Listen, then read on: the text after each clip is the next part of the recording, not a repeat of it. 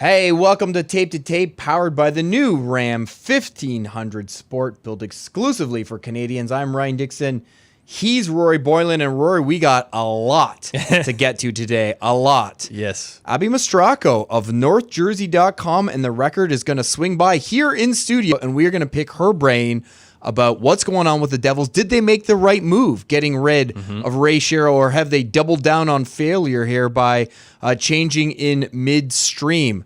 Zack Kassian, Matthew Tkachuk, lots going on there. Morgan Rielly, a beat-up Leafs blue line, and the Washington Capitals have inked a cornerstone to a long-term extension, and we're going to do a little math on that thing, see what makes sense, and see what the grand plan may be as it pertains to another big-time Capital, one Mr. Ovechkin, and how, as he keeps climbing up the ranks here, the timing could work for that goal chase you love talking about. Yep.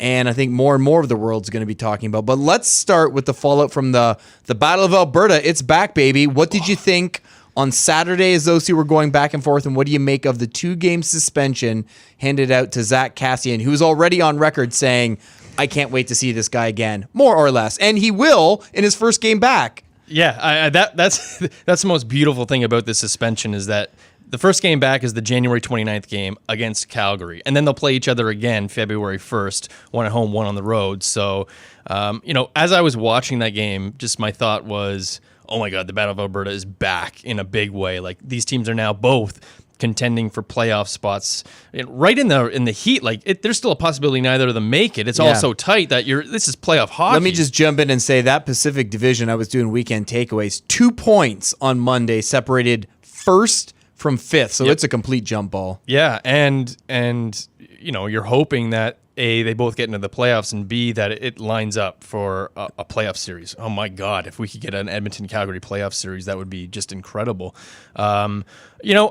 I wasn't too surprised at the suspension for Kassian. I mean, you grab a guy and you start wailing on him. What do you expect, right? I was surprised that there was nothing for Tkachuk, though, because I thought that was the kind of hit that the league was trying to do away with. The Rafi Torres targeting around the net. The guy's defenseless. He's dealing with another defender, obviously. Tkachuk, I mean, you've heard Mark Spector wrote a great column on it, and he got some insight from some former players, and they all kind of made the same point, alluded to it anyway, that if you're making that kind of a hit, you're not doing it for a hockey play. You're doing it for one reason, and that's to devastate the guy. And Tkachuk did it more than once in that game. So I thought on one of them especially, he picked the head. He took 3 or more strides and didn't let up before going down. The guy's defenseless. I mean, to me, I wouldn't have been surprised if both of them walked out of that with a 2-game suspension.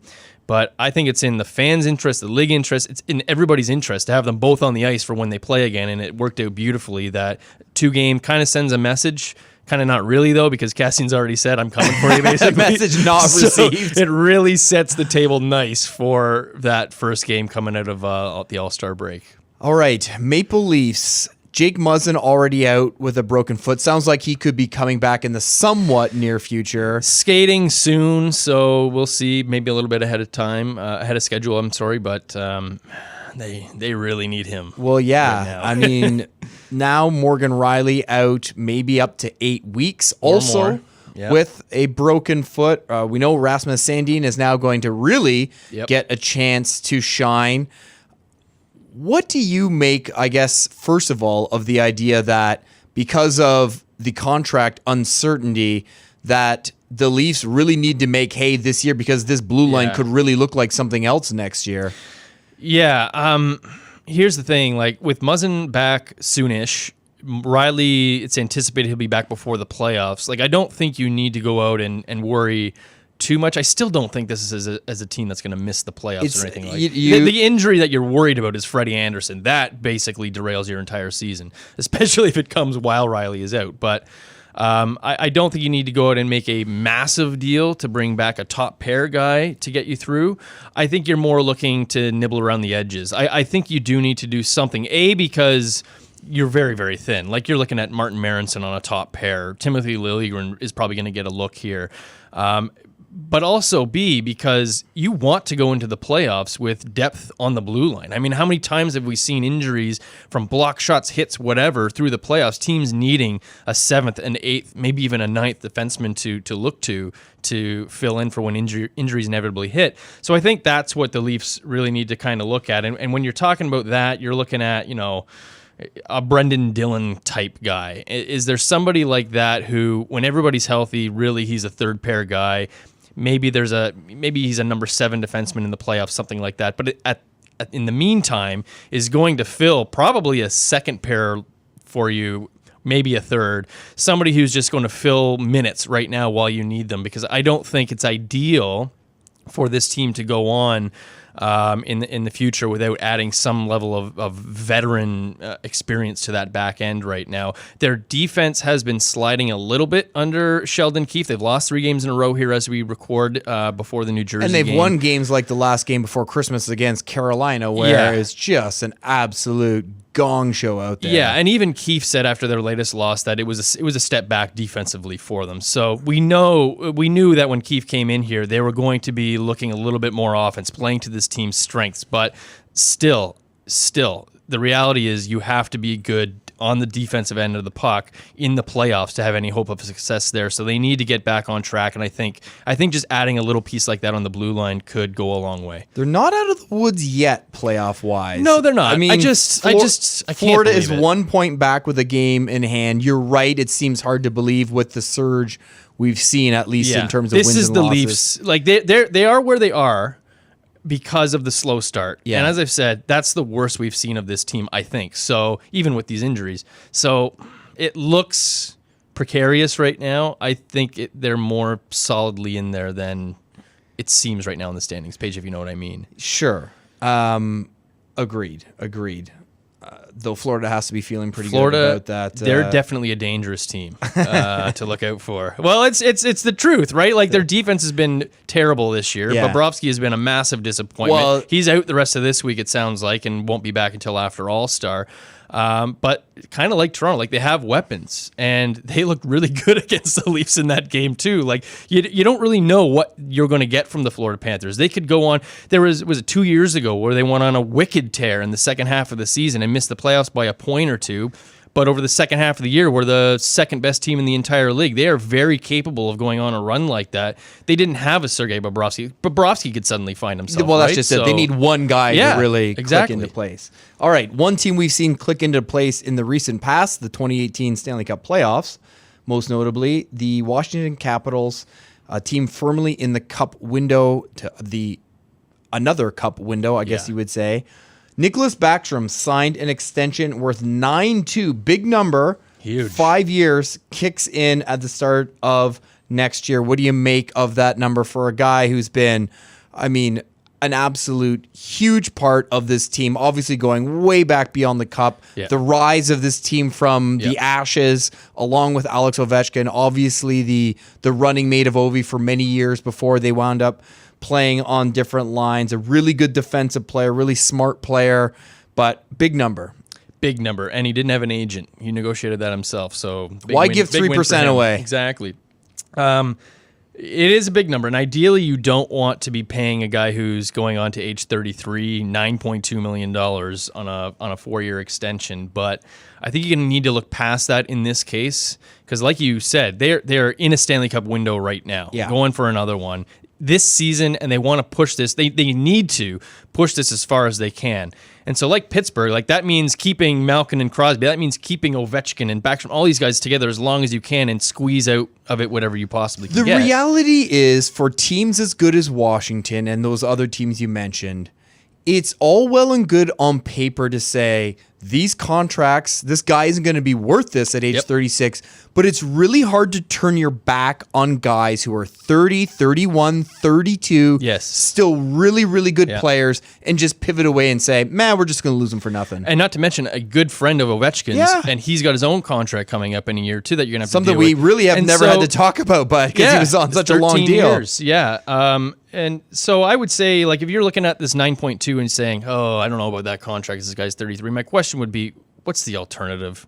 Like, you're not trading Nicklas Backstrom this season as you're going for a cup. You're not going to let him walk to free agency. You're not going to risk making him upset and then walking him to free agency. This is the price of business in this situation. So if it was 9.2 to get it done and it helps keep Ovechkin around, then that's a win for the Capitals. Someone clip this and put it on YouTube, because the people need to hear this conversation before they lose their minds. Oh, it's not going to be worth it at 36 years old. Who cares? Cross that bridge when you get to it. Yeah, absolutely. Well, it's going to be interesting to see how things play out with Mr. Ovechkin. I think we will circle back to that in the second block here, because he is climbing the ranks, as noted, past Teemu Selanne. He's now into sole possession of 11th. So when we come back, why don't we try and connect some dots here a little bit on tape to tape and see how things might work out for the Capitals and Ovechkin and contracts. And don't forget, Abbey Mastracco coming up. She's going to tell us about everything going on from a crazy week in Devil's Land. All of that up next on Tape to Tape. Welcome back to Tape to Tape. If you're listening to this podcast, I bet there's a real good chance you're into fantasy hockey. Don't forget to sign up for the Sportsnet fantasy pool presented by RAM. Just go to sportsnet.ca/RAM. There's cash prizes totaling $50,000. And the grand prize is a 2020 1500 RAM Sport. Rory, if you've had Alex Ovechkin in your pool the past, 15 years basically, you've probably been doing all right, at least in terms of goals, shots, and hits. So let's do some math. The Nicklas, So the Backstrom extension is 5 years, kicking in next year. OV has 1 year left on his deal. Yep. So he's now 208 goals behind Gretzky. He sounds increasingly like he wants to take a run at it. Mm-hmm. I'm kind of wondering, and you're kind of wondering, does he maybe sign a 4-year extension that would basically take him to age 40 and give him 5 years after this to chase that record, and that deal would end at the same time the Backstrom deal does? Yes. Maybe they all just walk away at that point. It would. So if he signs a 5-year extension, which would kick in for the 2021-22 season, his contract would expire at the same time as Backstrom's, Evgeny Kuznetsov's, and TJ Oshie's. So that's basically your core of four. Jacob Vrana is making a case to move up, but not to be lost in all this is probably that they're maybe Holtby can't come back. We can save that for another pod. We should. I don't think he's back. Yeah. Yes, and that's going to free up some money too. Some of it's going to go to Vrana, some of the other younger guys coming up, but nothing big like this for now. That could be his motivation. Now, when I've been doing my math for what Ovechkin would have to average to pass Gretzky in the last year or two, it's been assuming that he plays through his age 40 season. So if he does sign that 5-year extension we're talking about, that takes him through his age 39 season.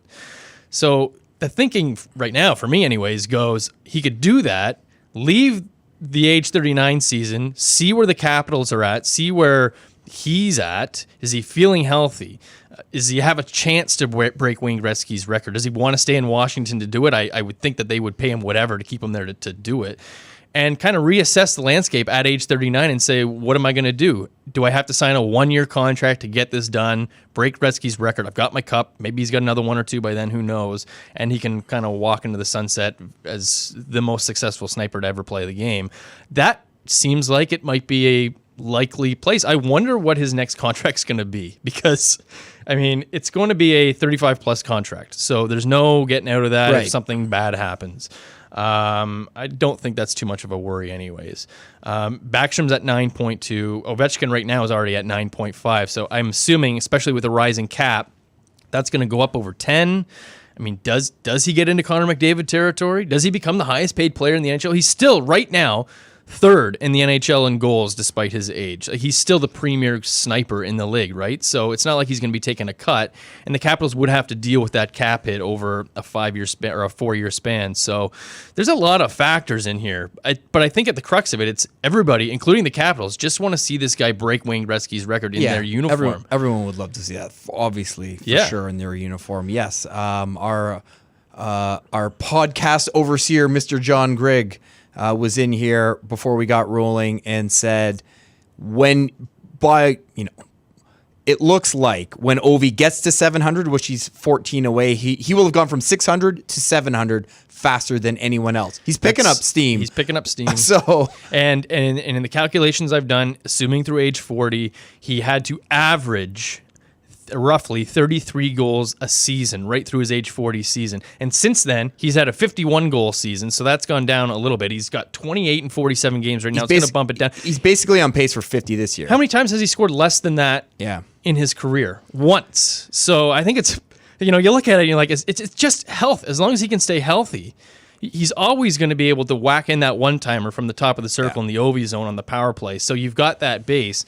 It seems, assuming health, that it's just more unlikely that he won't pass Gretzky's record at this point. I mean, doesn't it? Like, it's crazy. So you heard Timo Solani on the intro to this block. That's who he just passed. Ovechkin needs 5 goals to leapfrog Mario Lemieux for number 10 all time.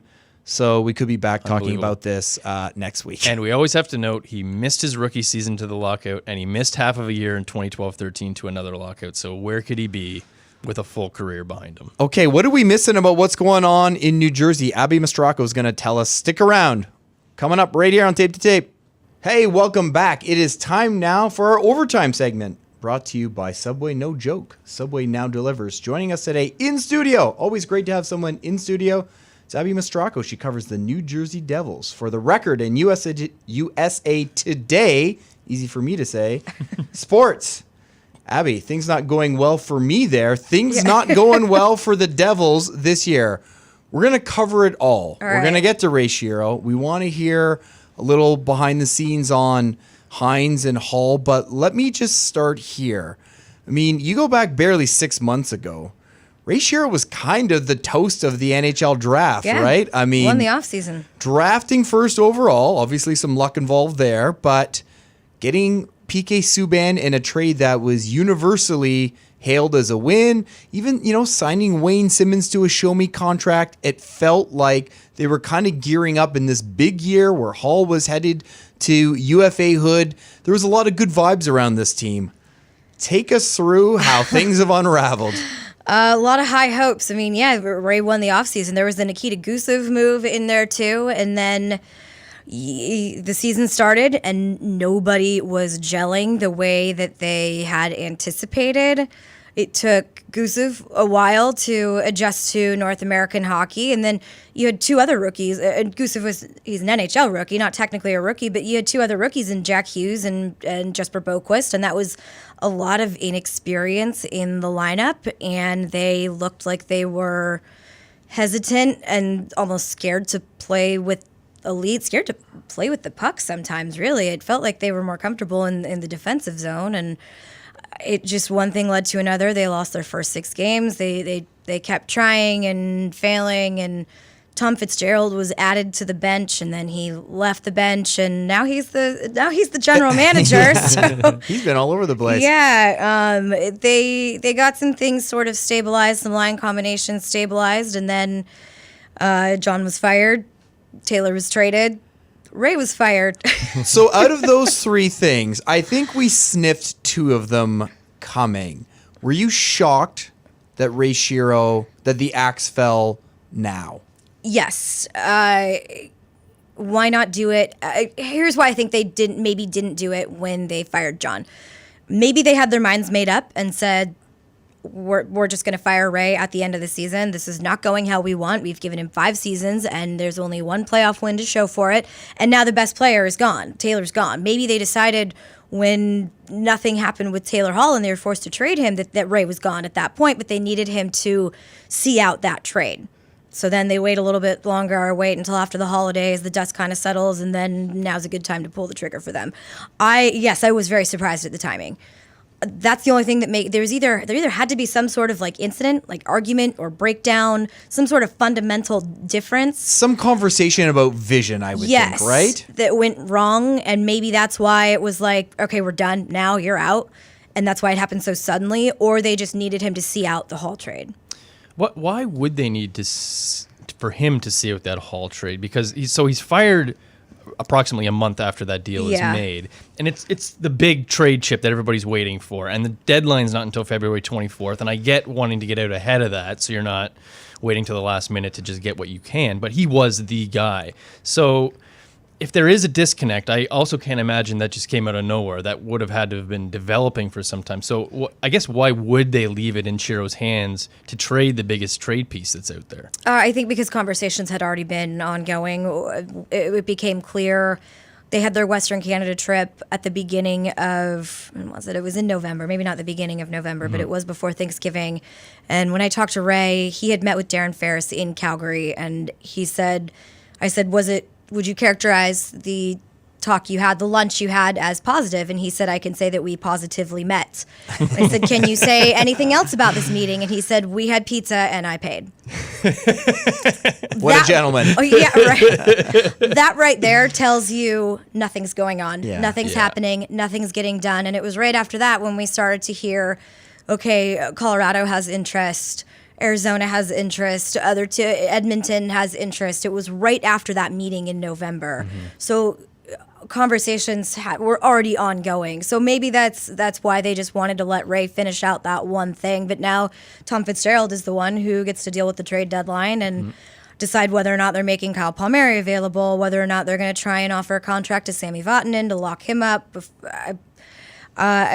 I'm curious to see how Tom Fitzgerald handles this, because he has been interviewed for GM jobs before. He's been sort of an assistant GM on the rise. He interviewed with Minnesota a couple years ago, and the Devils have been worried about losing him. So this is his chance to show he can make a big impact. I'm curious for your thoughts on I guess what comes next, because of the high hopes that were on this team and how they fell flat. I mean, it wasn't that long ago they were in the playoffs, but I think we can all recognize they were still building towards better days. It wasn't a shock, really, when they took a step back. They maybe overachieved that year. Exactly. But when you add Subban and you have Hall and you've got Jack Hughes out of the draft, Gusev comes in, I mean, you seem to have this hope, and now it's dashed, and you're clearly rebuilding still. So, I mean, where are they? Are they going to just sell off everything? Simmons would be another one, too, that they would maybe explore. Or are they still trying to keep some of these guys with the hopes that next year, really, we're going to be back in the playoff race again? I think that they're hoping to retool quite quickly. Simmons, I can see them probably getting some value for at the trade deadline, and Palmieri still has a year on his contract. So if they trade him this year, then that signals we're really tearing down and we're still rebuilding. But the other night, Josh Harris, one of the owners, said they want to be competitive again quickly, and he sees the trade deadline as an opportunity to possibly grab some pieces for the near future. I think they need to try and keep Sami Vatanen for sure. In terms of like some smaller things for what comes next. They need to keep Sami Vatanen, try and lock him up with an extension, and they need help on the blue line big time. PK was not enough. He's not the same player that he was a few years ago, and they were thin before they got him too. And they need to decide what they're going to do with Alain Nasreddine. Are they going to keep him around after the season, or are they going to launch a full-scale coaching search? And who's going to lead that? Is it going to be a new GM? What comes first, the GM or the coach? If they want to be competitive again next year, maybe there's something to be said for the continuity of keeping Nasreddine around, because they're playing pretty well under him. If they get a few more pieces, the way that they're skating and the way that the defense has been good and bad, but the last few games we've seen some good adjustments made.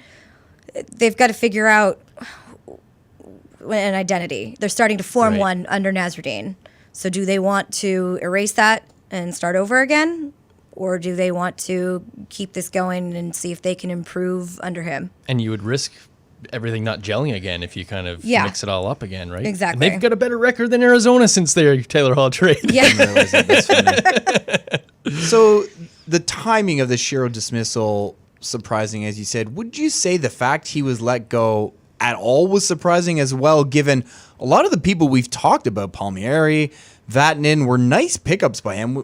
obviously the Taylor Hall trade itself was a huge win for him.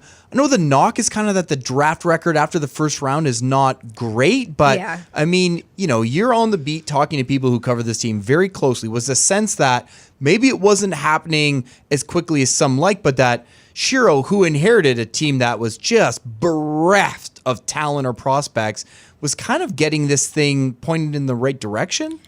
Well, it seemed like it was pointed in the right direction, but when you're firing your head coach and trading your best player, what direction are you going in? Yeah.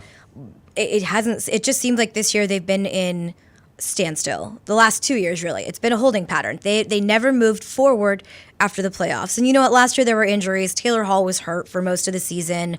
But it just felt like they were in this holding pattern, and they were either going to go backwards or just not what you want when you've got a pretty good young core in place with guys like Nico Hischier and Jack Hughes. You want to make sure you're not going backwards and creating bad habits for the young guys. So what are you going to do? Ray's had 5 years, and there was a lot of roster turnover, and he did do a lot of good things, but they're not really developing talent. I mean, even some of their first-round picks, like Michael McLeod, has been okay in the NHL, but there's a reason he's not in the NHL consistently.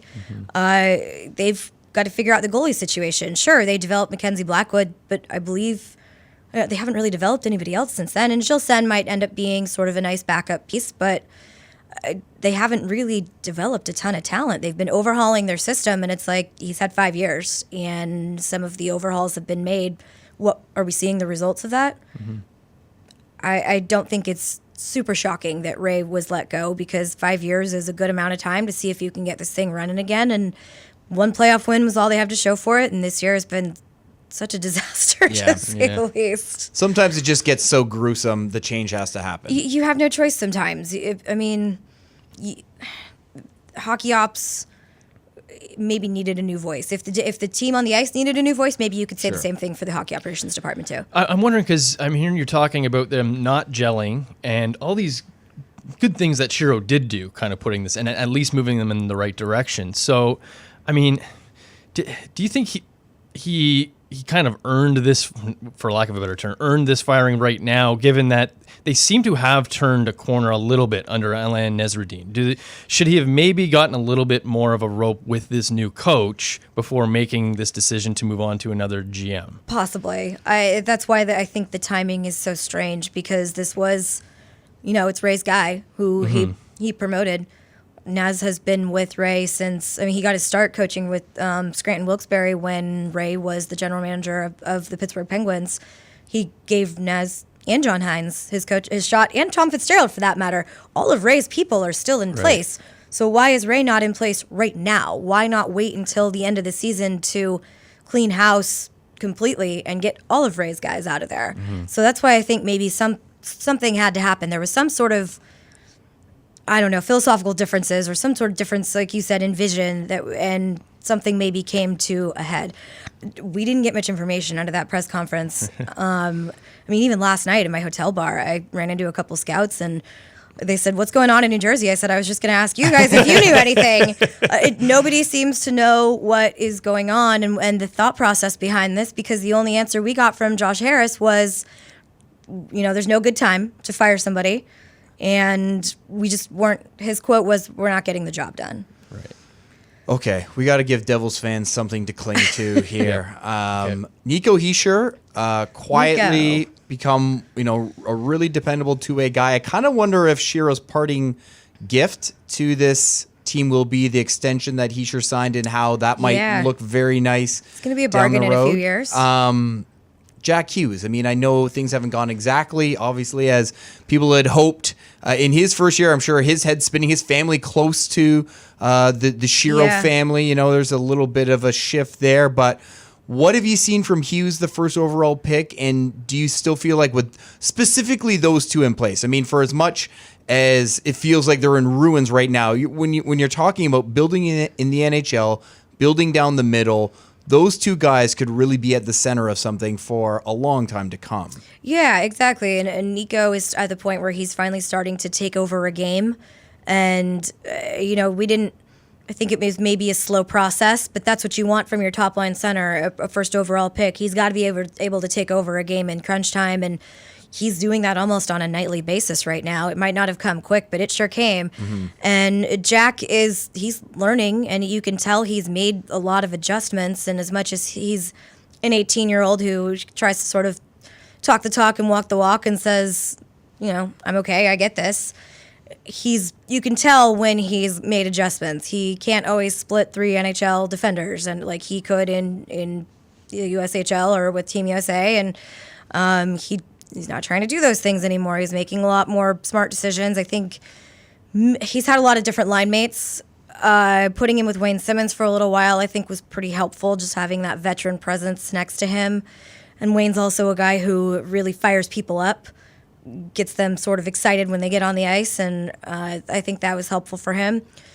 Nico's been a leader on and off the ice. He's suddenly sort of turned into like an adult, and his defense was always really good, and now we're starting to see smart player. Yeah, we're seeing he's so quiet though, like you said. He doesn't stand out as this big, like, flashy player. I think if you go back to that draft, the guy that people still talk about a lot is Elias Pettersson. Yeah. That's the one that everybody remembers from that draft. But Nico's slowly kind of coming along and turning into what they wanted him to be, and that's a really smart two-way player. And this team has always said, we think he can win Selkies. And in a couple years, that contract, if he does win a Selkie, that contract is going to look like quite a bargain. Who is the best personality in that room? Who you go to them, you're going to get something most of the time? Probably Corey Schneider or Mackenzie Blackwood. Sammy Vatanen has such a personality, and I've known Sammy for a while covering the Ducks, but the minute you turn the microphone on, especially turn the TV cameras on, he just sort of clams up. That awesome Finnish sense of humor dries up, right? But I've experienced firsthand, almost all of them have the great deadpan going. Oh, yeah. And he's such like a jokester in the room, and when you talk to him when you're not recording, he'll talk to you about anything. I mean, he loves golf. He's got a swing simulator in his house in New Jersey. Wow. He wants to join the European tour when he's done playing hockey. He'll tell you all about the time he got Teemu Selanne's car towed. But then the minute you turn the recorder on, he's like, "We played good. We play hard. Yep, good goal. I just shot the puck." Like it's the difference is amazing. And but the goalies are really interesting. Mackenzie Blackwood he's an odd dude in a good way. That's what you're looking for. He sort of like holds court. That's like his social hour in the locker room, and I've never had somebody like ask me so many random questions. Like, this is my job to ask you questions, Mackenzie, but I'll be standing there and he'll start talking to me about, I don't know, the other day it was like his phone plan. Goalies are the odd ones. Yeah, kind of. Just on Blackwood, I mean, I was a big supporter of Corey Schneider for a long time. Like, to me, he was criminally underrated for most of his career, and it's unfortunate what's happened to him with the hip injuries and everything here. But now it looks like Blackwood is kind of emerging there. Like, is he looking to you like a stable, sturdy number one that this team is going to be moving forward with pretty confidently now? I mean, yes, I think they're confident in him being the number one, but the question is still workload because they haven't figured out what they're going to do behind him yet. Right. He's not going to be able to make 60, 70 starts. Like the guy who used to play there. Yeah, I mean, Martin Brodeur is look, Marty's up in the front office. He's not walking through those locker room doors anytime soon. The game has changed. There's too much speed and too much skill. And Blackwood's he's broken down a few times this year. He's had he's streaky. He'll go for a while, have some really good performances, and then just have a really bad one. And he's told me a few times his legs feel different this year because he's playing more than he's ever played before. He's got to adjust to the workload. And they might be overworked. They overplayed Keith Kincaid last year out of necessity because Corey was struggling. This year they had Corey struggling again, and then they have Louis Domingue, and he's played well recently, but who's the long-term answer behind Mackenzie Blackwood because he can't keep going at this pace. He is the goalie of the future for the Devils, but who's the backup of the future? You need 1A and 1B in today's NHL. You really do. Yep, you do. Well, you're a busy, busy person covering this team. Thanks so much for coming in and joining us a little bit today. No problem. Thanks for having me. What is your Twitter handle, Abby? Abbey Mastracco. All right. So check out Abby on Twitter as she covers the Devils. I think she's still going to be very busy, at least leading up to the trade deadline. Follow Rory on Twitter at Rory Boylan, myself at Dixon on Sports. Check out everything we're doing on sportsnet.ca. Go to the Record in USA Today Sports to find Abby's work, and come back next week for more glass rattling hockey action on Tape to Tape.